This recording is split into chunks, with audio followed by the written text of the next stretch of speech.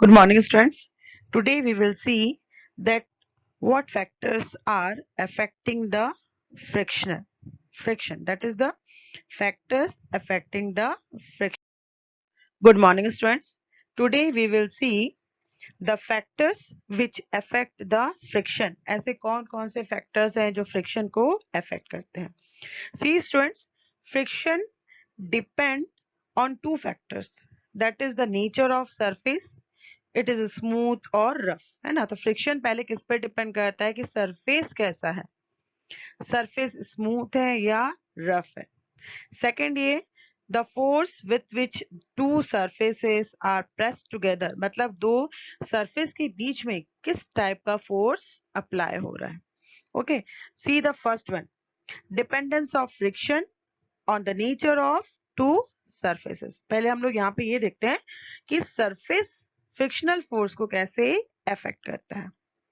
Friction depend on the smoothness और roughness of two surfaces which are in contact with each other. मतलब friction क्या होता है, depend करता है किस पे डिपेंड करता है, स्मूथनेस और roughness of two surfaces which are in contact with each other. मतलब जो दो सरफेसेस एक दूसरे के कॉन्टेक्ट में आते हैं वो सरफेस कैसे है, स्मूथ है या रफ है, फ्रिक्शनल फोर्स उस पे डिपेंड करता है.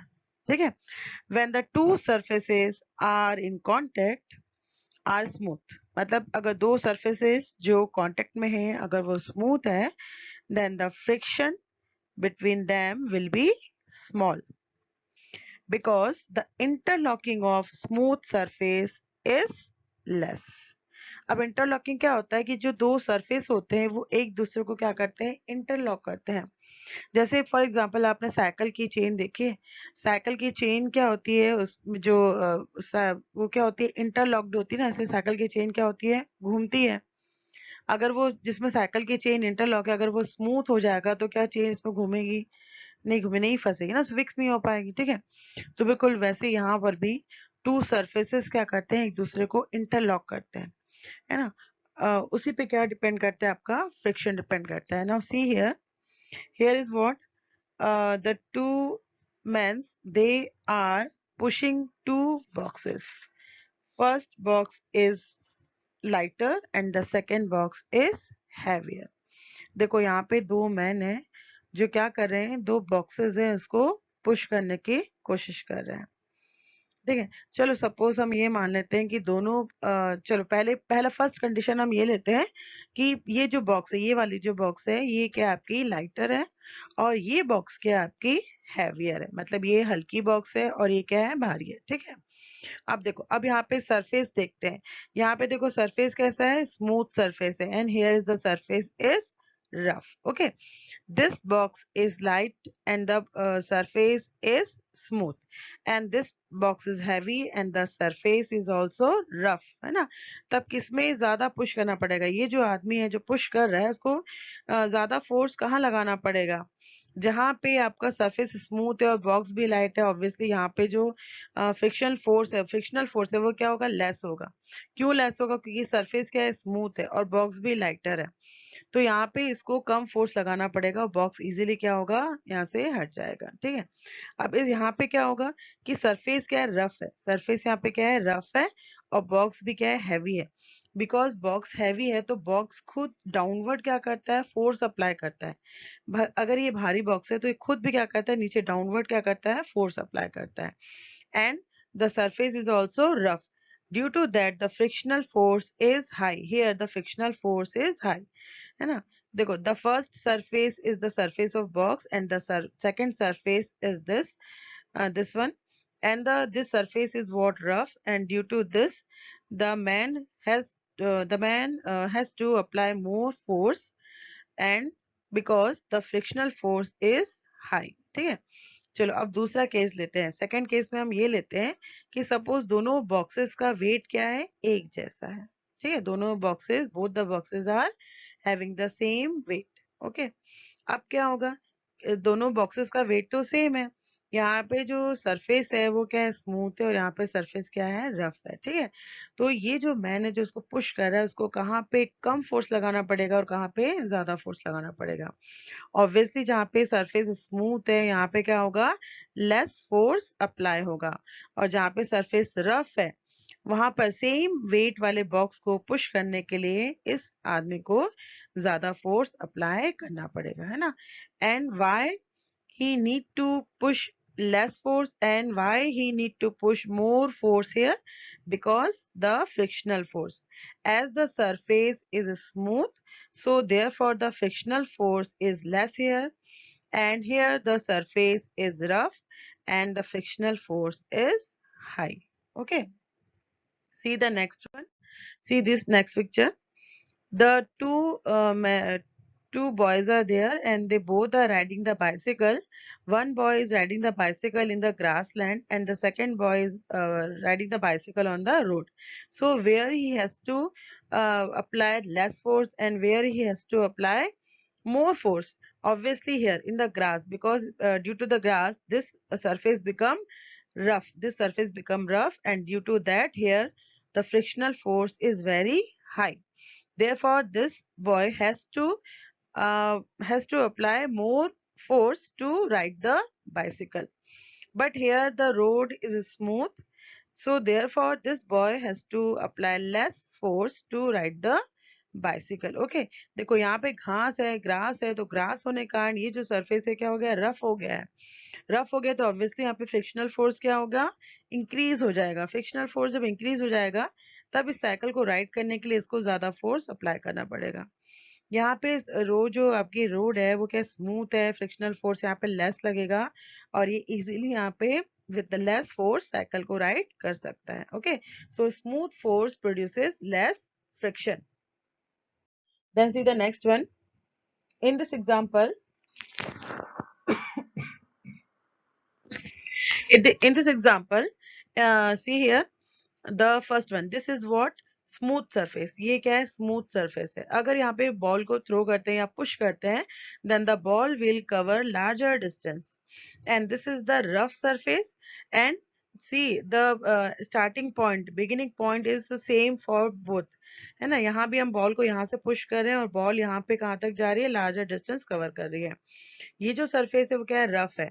अगर यहाँ पे बॉल को पुश करें तो बॉल क्या कर रही है, स्मॉलर डिस्टेंस को कवर कर रही है, and this is because this surface is rough and this surface is what, smooth. So in a smooth surface the ball will cover larger distance, and in the rough surface the ball will cover smaller distance, because here the frictional force is very less and here the frictional force is high। ठीक है, तो जहाँ rough surface है वहां पे frictional force क्या होता है, हाई होता है, और जहाँ स्मूथ सरफेस होता है वहां पे फ्रिक्शनल फोर्स क्या होता है, लेस होता है।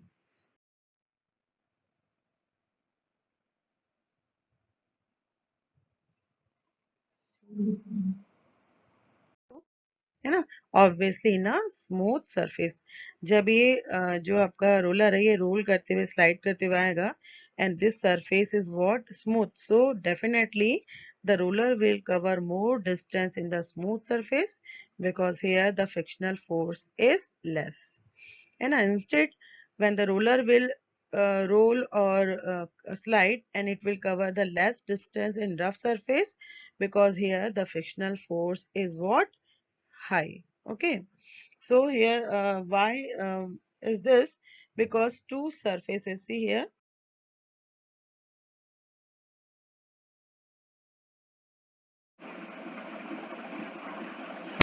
now see what is given in your book। Okay, so same thing, the factor affecting the friction. For this, see this activity 2. In this activity, material required are wooden, board, brick, pencil shell, cloth, sand, etc. Make an inclined plane on a smooth floor or on a table. You may use a wooden board support. See, you have to do this type of arrangement. Okay, arrange the books or wooden blocks, then or arrange the books. This is what wooden block.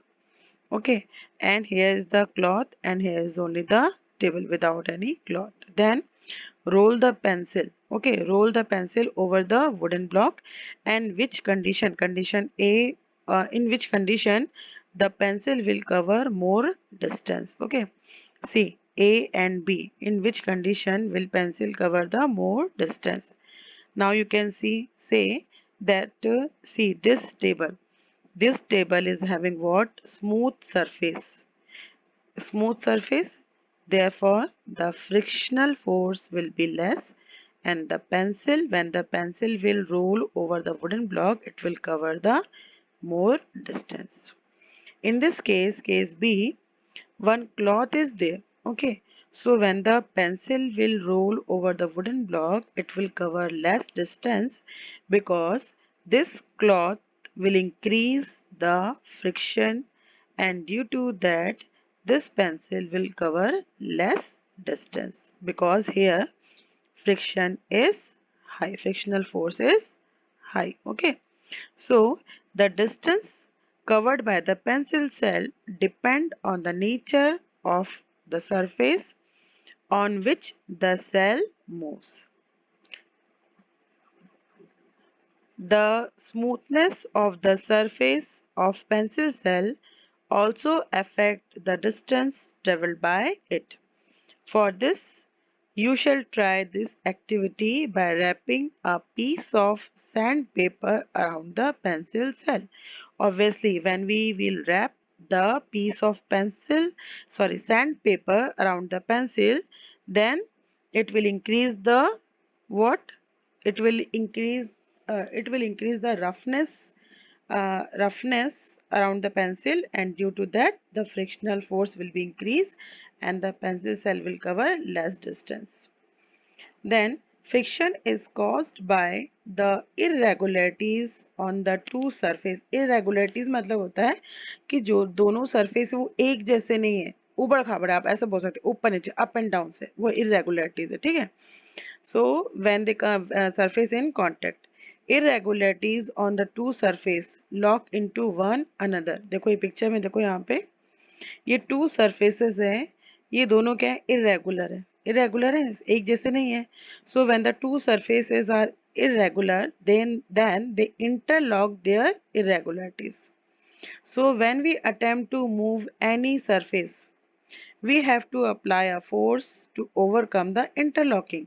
अगर आपको किसी भी surface पे move करना है तो आपको उसकी इंटरलॉकिंग को क्या करना पड़ता है? ओवरकम, रिमूव करना पड़ता है. That is you have to remove और ओवरकम फ्रॉम द फ्रिक्शन. इसमें जो भी फ्रिक्शनल फोर्स लग रहा है उसको आप उससे क्या करना पड़ेगा? आपको बाहर निकालना पड़ेगा, ओवरकम, है ना. So there are minute irregularities in both the smooth and rough surface. even Even those surfaces which appear very smooth have a large number of minute irregularities. मतलब जो surface ऐसा लगता है कि बहुत smooth है, उनमें भी क्या होती है? Minute irregularities होती है. But the rough surface, the irregularities are more. Now you can understand that why the pencil cell cover short distance on the sand and the longest distance on the smooth surface or table. सो यहाँ पे देखो बेटा, table के ऊपर या तो आप sand डाल दो या तो आप क्लॉथ बिछा दो, ठीक है. अगर आप रफनेस बढ़ाओगे तो डिस्टेंस कम कवर होगा, और रफनेस अगर रिड्यूस करोगे तो डिस्टेंस ज़्यादा कवर होता है. To understand that the friction is caused by the interlocking of irregularities in the two surfaces, the force of frictional will increase if the two surfaces are pressed harder. अगर दो object एक दूसरे के ऊपर move करने के लिए बहुत ज़्यादा प्रेशर लगा रहे हैं, that means their frictional force is what? High. This can be experienced by dragging a mat when the nobody is sitting on it. जैसे मैट है, उस पर कोई नहीं बैठा है, उसको आप इजीली क्या कर सकते हो? ड्रैग कर सकते हो, खींच सकते हो. लेकिन उसमें अगर कोई बैठ जाए तो उसको खींचने में, ड्रैग करने में आपको क्या करना पड़ेगा? ज़्यादा फोर्स लगाना पड़ेगा. You have to apply force harder, है ना. आपको बहुत ज़्यादा उसमें फोर्स अप्लाई करना पड़ेगा, बिल्कुल वैसे ही, ठीक है. So, the force required to overcome friction at an instance when an object start moving from rest is measured as static force. मतलब वो force जो किसी object को move करवाता है या friction से बाहर निकालता है ताकि वो object move करना start कर दे, उसको क्या बोलते हैं? Static friction. क्या बोलते हैं इसको? Static friction. ठीक है, जैसे फॉर एग्जांपल कि अगर आपको साइकिल चलानी है, लेकिन रोड बहुत उबड़ खाबड़ है, साइकिल नहीं चल रही है, तो जो मतलब साइकिल आपकी अभी खड़ी हुई है, आप जब उसको चलाने के लिए चलाना स्टार्ट करते हो, तो उसके ऊपर एक फोर्स अप्लाई करते हो, तब वो साइकिल क्या होती है आपकी, रेस्ट से मोशन में आती, चलना शुरू हो जाती है। ठीक है, so that is called static friction. ठीक है, static friction means what? The force which applied to overcome the friction so that the object will start moving from rest position is called static friction. On the other hand, the force required to keep the object moving, देखो अब एक चीज यहाँ पे हो रही है कि जैसे आपने साइकिल अभी खड़ी है स्टैंड पे, आप उसको निकाले और चलाना शुरू किया, अभी रेस्ट में थी साइकिल, आपने इसको चलाना शुरू किया, स्टार्ट कर दिया, तो कौन सा फोर्स, वो क्या कहलाएगा आपका? Static friction. ठीक है, अब जब साइकिल को चला रहे हो, मूव कर रही है, तो उसको मूविंग रखने के लिए जो फोर्स आप अप्लाई करते हो, उसको बोलते हैं स्लाइडिंग फ्रिक्शन। ठीक है, क्या बोलते हैं उसको? Sliding friction. ठीक है, so the force which is required to keep the object moving with the same speed, जिस स्पीड से आप चला रहे हो उसी स्पीड से अगर उसको चलाते रहना है, then this is measured as sliding friction. Okay, when the box starts sliding आप ये भी बोल सकते हैं, जैसे आपने उसमें भी देखा होगा, स्लाइडर होता है, स्लाइडर से जब हम फिसलते हैं, that is also what? Sliding friction. The contact point on its surface do not get enough time to lock into the contact point of the on the floor. जैसे आप स्लाइडर पे बैठते हो, जब स्लाइड करना स्टार्ट करते हो, या कभी आप अगर वाटर पार्क गए हो, तो वहां पे जब हम स्लाइड करते हैं, तो स्लाइडिंग में क्या होता है, वहां पे स्लाइडर में वाटर होता है, वाटर क्या करता है? फ्रिक्शनल फोर्स को कम कर देता है। ठीक है, और जब उसमें हम स्लाइड करना स्टार्ट करते हैं, तो हमारे जो क्लॉथ्स होते हैं वो भी वेट होते हैं, गीले होते हैं, और जो स्लाइडर होता है वो भी क्या होता है? गीला रहता है, वेटी रहता है। ठीक है, तो उससे फ्रिक्शनल फोर्स क्या होता है? पूरी तरह से मतलब ऑलमोस्ट रिड्यूस हो जाता है, कम हो जाता है।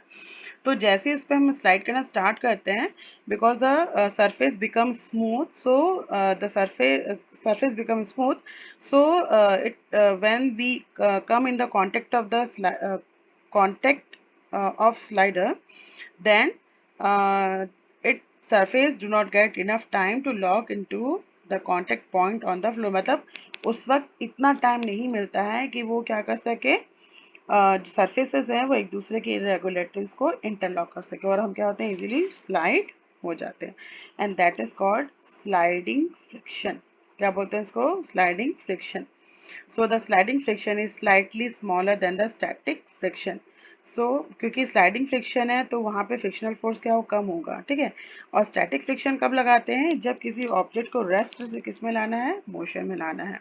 So obviously static friction is more as compare to sliding friction. So it is easier to move the heavy box already in motion than to get it started, है ना? कि अगर कोई बॉक्स है, अगर उसको स्टार्ट करने में आपको जो फोर्स लगाना है, दैट फोर्स इज मच, अगर वो एक बार स्लाइडिंग स्टार्ट कर देता है, अब उसको स्लाइडिंग कराते रहना है, तो उसमें आपको उतना फोर्स नहीं लगाना पड़ेगा, that is the sliding force is less as compare to static force. ठीक है, सिंपल समझ लो, जैसे आप और भी एग्जांपल ले सकते हो स्लाइडिंग फ्रिक्शन का। अगर आप ट्रॉली वाला बैग है, उसको आप स्लाइड करते हुए लेते जाते हो, दैट उसमें व्हील्स लगे होते हैं, व्हील्स के थ्रू इजीली क्या होता है? स्लाइड हो जाते हैं, that is also what? Sliding friction. ठीक है, so hope you understand all this. So now I am stopping here. Okay.